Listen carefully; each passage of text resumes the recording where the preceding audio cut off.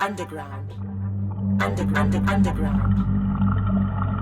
Underground.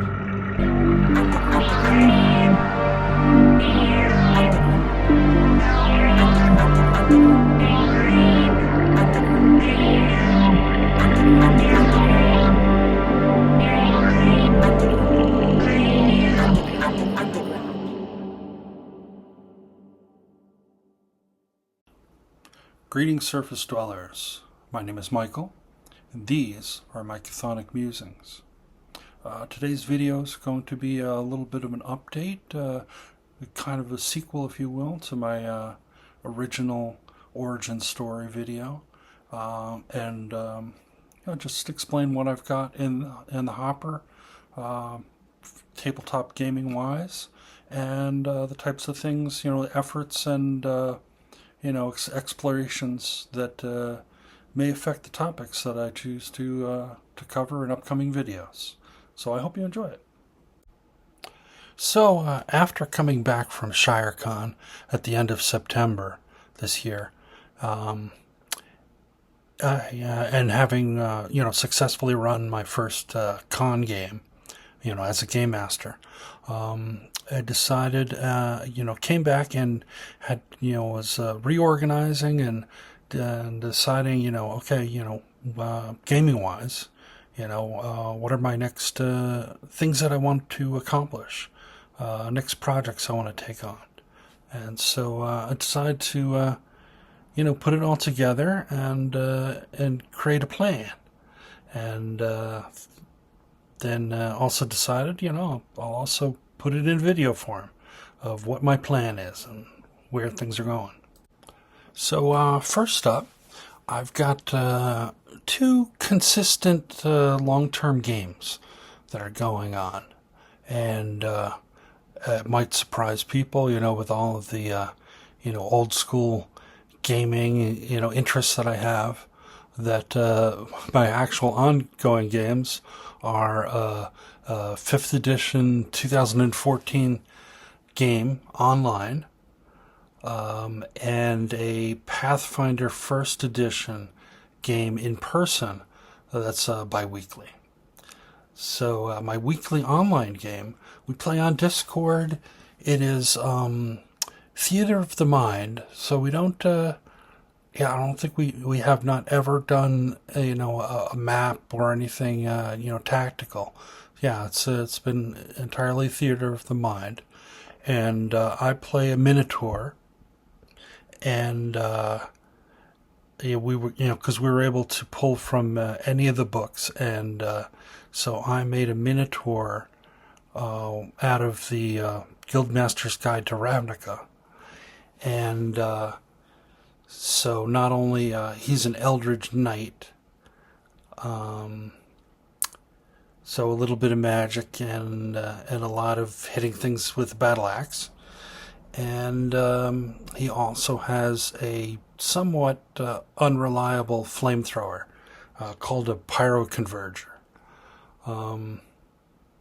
and it's been a lot of fun. Yeah, I think we've had a blast with it, and surprisingly, I think we've been playing about a year and a half. Mostly weekly game. Yes, sometimes it doesn't come together, but I'd say we probably make about 75% of the time we're able to connect and have a weekly game. And I think we started at 4th level, and we're still, even like after a year and a half, we're still we're at 7th level, on the verge of hitting 8th level. So still kind of in that sweet spot. So I'll be interested to see. I'm in no rush, but I'll be interested to see if it starts pushing, as we go on. But like I said, having a lot of fun, and it's a little bit serious, a little bit wacky kind of game. And the other game that a friend asked me to join not too long ago, probably about 2 months. I'm probably about 2 months into this Pathfinder game. Like I said, this is an in-person 1st edition game, which I had never played before starting this game. I'm familiar with 3.5, but I haven't played it in, I don't know, what, 15 to 20 years. So I jumped into this Pathfinder game, and then to find out when I'm making up my character that the other people are well into and have been playing this for quite a while. So they were at 15th level. So I had to make a 15th level character in a system that I'm not entirely familiar with. So that was interesting, to say the least. And then not only that, but we are doing mythic characters, which means we're like part, basically like part gods, or on our way to godhood. So there's a whole nother system layered on top of that. So we were like seventh tier in this, mythic. I think the tiers go up to like 10th tier. And so that was another thing to add on top of it. So, uh, nevertheless, to say, like, it's been a bit of a challenge. So I've just like tried to take like one piece at a time and just try to grok, the next part of what's going on. And it went okay, and then it's been getting smoother and smoother each time I go back. But yeah, it's been quite a challenge. So I made up a cleric, kind of with the thought that I know that Pathfinder is the type of game where you have to be really well tuned to, or else like a substandard character is just kind of fail. So you got to be you make the right choices at the right times. So I made a cleric because I thought that, like, well, yeah, I'm not going to make the right choices. I knew that, but a substandard cleric, when you're like a fighter type or something, and you get 80% of what you need to connect and make a hit, that's called a miss. Yeah, and you miss and you fail and you do nothing. But with a cleric, and I focused on heals and summons, and I figured, like, if I'm at 80% efficiency at heals, at least that's like you got some healing. You know, it may not be what you wanted, but I was able to deliver on something, and so that's what I've been doing: healing and buffing, and also I can summon a celestial T-Rex from time to time. Uh, so that's been kind of fun, and even the T-Rex isn't like you know the uh, the amazing thing that you think it might be. Especially even with like the buffs. I tried to like augment it as much as possible, but even with that, sometimes it's just like a little bit of a roadblock to some of these things that we're fighting. But a little bit of a roadblock, and sometimes, or even it's a distraction, can be enough to put you over the edge. So I think I made the right choice in, like, what role to take in this party. And yeah, as I'll get to a little bit later, or actually, I guess I'll just address it now. One of the other projects that I'm taking on is doing some painting, some miniature painting, which I have, as much miniatures as I've collected and done, and had over the years.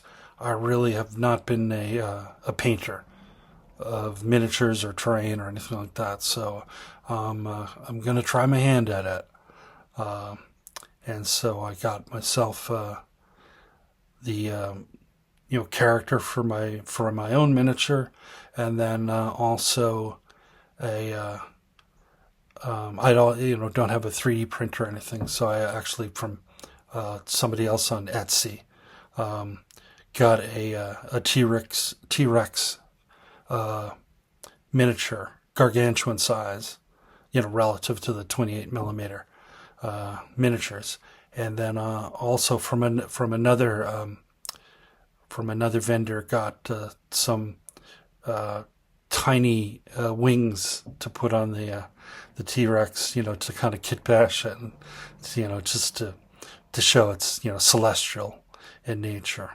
And I say tiny. They would be appropriate wings for a medium-sized character, but on the T-Rex they're going to be tiny. So they're not for flight. They're just for a little bit of whimsy, I guess.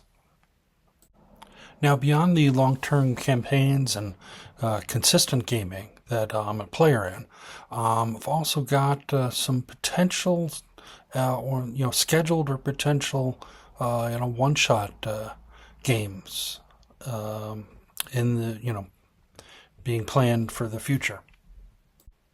One is a potential game of Arkham Horror at my local game store.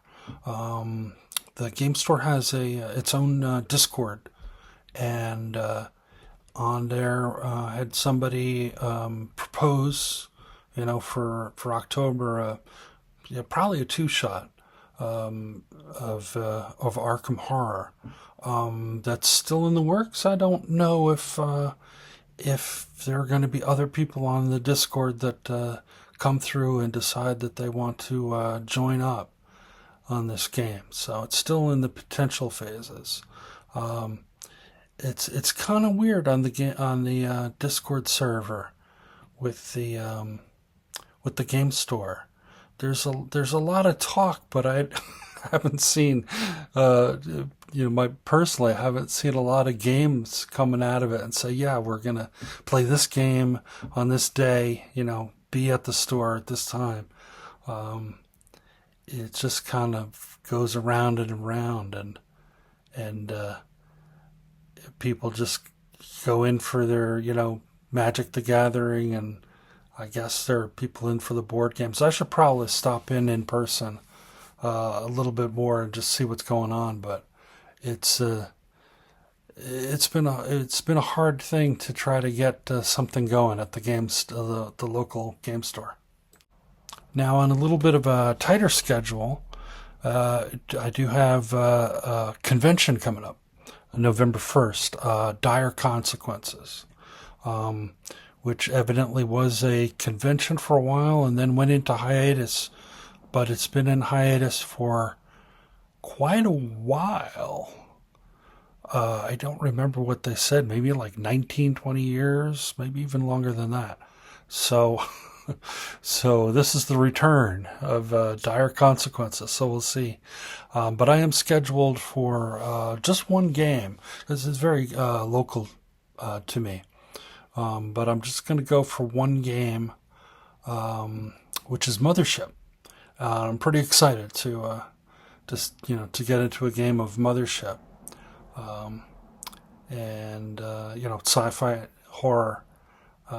From what I understand, I haven't played yet, but I understand it's a very good game.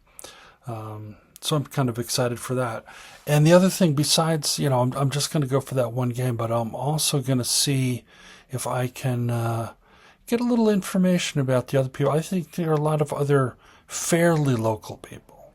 I live in Connecticut, so anybody in Connecticut is fairly local to me, because we're a damn small state. But particularly, I'm on the west side, so anybody on the west side of Connecticut is fairly local to me. So if there's gaming going on, I'm going to see if we can get something a little bit more regular, and make some contacts with some people. So that's part of the plan. In addition to that, I've got a plan to run a two-shot adventure for my son and his wife and his wife's sister, his sister-in-law.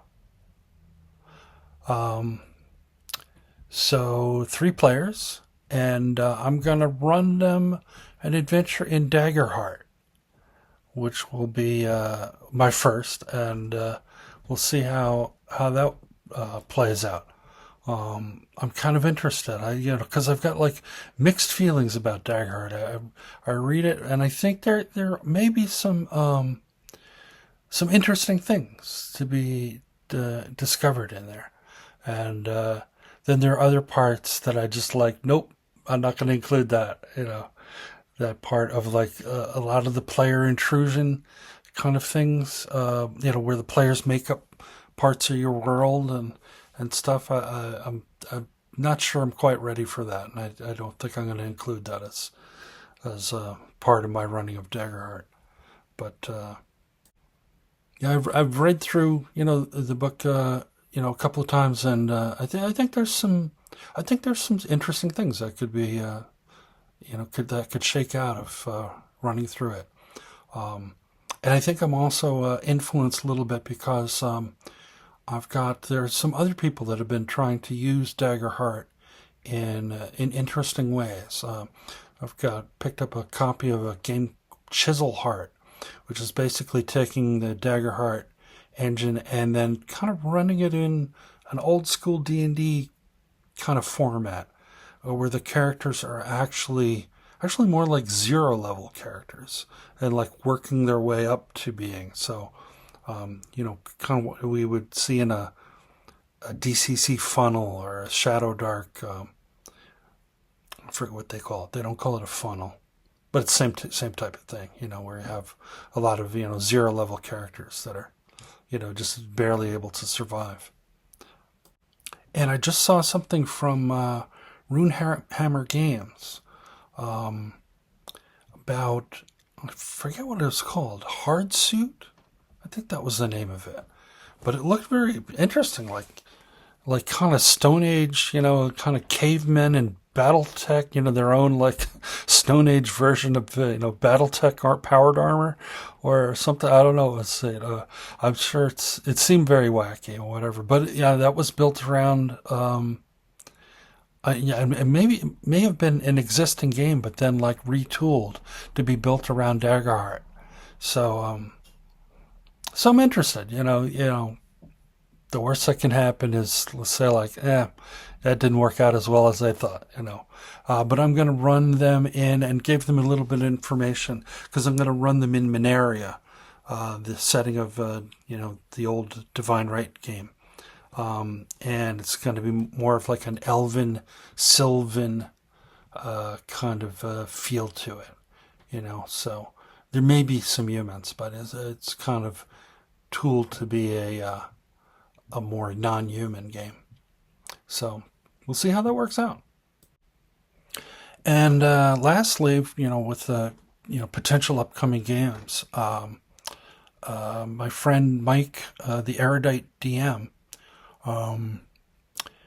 expressed some interest in running in Dragonbane, having me run a game for him, and so yeah, I'd be interested in doing that. So I might go back, do a little communication with him, see exactly which type of game he'd like, because as far as I'm concerned, there's like in Dragonbane, or at least the way I run it, there's like the Stormbringer path and the RuneQuest path. Whether you're gonna lean into the mirth and merriment of like the standard Dragonbane games that have been published, or go back to a little bit of the old school roots of the Drakar Deminar Swedish version, because originally the game was kind of like it was based in Magic World, which has some of its roots. I mean, they're all together, so we're talking about like kind of cousins, and as opposed to like totally unrelated things, But between RuneQuest and the basic role playing, generic system, and then what Chaosium did with Stormbringer,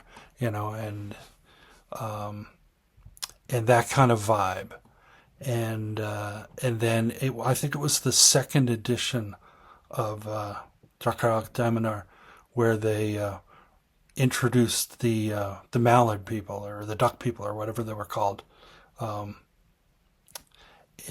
into the game. So it's not like it went straight from RuneQuest into, there are always duck people in the game. So they're kind of like conflicting, vibes within it. So I'll see which way to go, and then I have to do a little bit of research as well with some virtual tabletop technologies to see how we would like to approach, because if we're going to game, it's going to be remotely. So I've been doing a little bit of research with the Roll20, and then I'm also going to take a little look at Owlbear Rodeo as well, and just see what my options are. And so it's all kind of tentative. It'll depend on scheduling and what kind of game is Mike looking for, and my ability to pull together the technology that works for us both, that we can do such a thing. But that's certainly a project that's tentative, but out there as a possibility. And finally, another thing that I am exploring in tabletop role playing is solo gaming, which I haven't done very much of. In the very, very beginning, when it just started in Advanced Dungeons and Dragons, and it was hard for me and my friends to get together, I did use Appendix A of the Dungeon Master's Guide, which is random dungeon generation, to create, well, basically random dungeons, and with random occupants, and trips and traps and treasure and monsters and empty rooms, and the random furnishings and such. So in fact, that's what I used to call it, like random. You want to play some random, because sometimes even if I had one friend, rather than playing like what we call duet style, with the game master and a player, we just play as two players in a quote unquote solo type of random game, and then we'd laugh at some of the treasure drops on or how these creatures were right next to these other creatures in a different room, and how none of it made any sense because it was random. But in any case, it was still fun. We still had we still enjoyed playing it. But I think this time around, I'm going to delve a little bit more seriously, and I think the things have matured since the late 70s, early 80s. And I'm going to be focusing specifically on 3 games. One, I got this a game called Be Like a Crow, which is a solo RPG, as part of a huge Humble Bundle, which had a lot of tremendous games in it. But there are a couple of solo games. There was also Be Like a Cat, and this one, Be Like a Crow. And I think I'm going to give this one a shot. And also in my town, I just had last week, I think it was, like their opening of a new cafe called Raven's Bakehouse. And it's like kind of Gothic inspired decor, and they're inviting people in to come in and have pastries and linger for a while and read and play games, and so I think I'm going to take them up on the offer, go there, get myself an espresso or a cappuccino, and maybe pastry, and do a little bit of solo role play, and see what it's like. Also, I have another adventure, a solo game, a solo adventure, I should say, called To the Green by Man Alone, which is also the name of this person's YouTube channel. and I've watched several videos from Man Alone. Very interesting. Just kind of delving into that, the other world of solo role play, which which is interesting to me. So I'm kind of looking to explore that. And finally, at ShireCon, I picked up a hard copy, or hard book, hardcover. That's the word I'm looking for. Hardcover of Hyperborea, both the player's manual and the referee's manual. And I've decided that I would say going to run, but I've actually already started a solo run through using that system, and to kind of explore the game and at the same time play the game, and also at the same time kind of making up my own way of solo role playing at the same time. So it's been kind of interesting. Made up 4 characters as like a kind of small party, and then just went through it. And it's kind of interesting because I can, since I'm solo, I can do the rules however however I wish to do the generation of the content. So I'm kind of playing as the GM, the world creator, and making up my own processes for how that gets done. And also as the players with this party, and as well as exploring Hyperborea, the game itself. So it's been quite kind of interesting, and I'm sure I'll have more to say about it, as I get further into it. But yeah, solo game. So that's kind of the last part, and at least for now, that's a full plate of things to be spinning, plates to be spinning in the air with my tabletop role playing games. So that's it for now. And so, until I resurface, may your successes be many and your failures be memorable.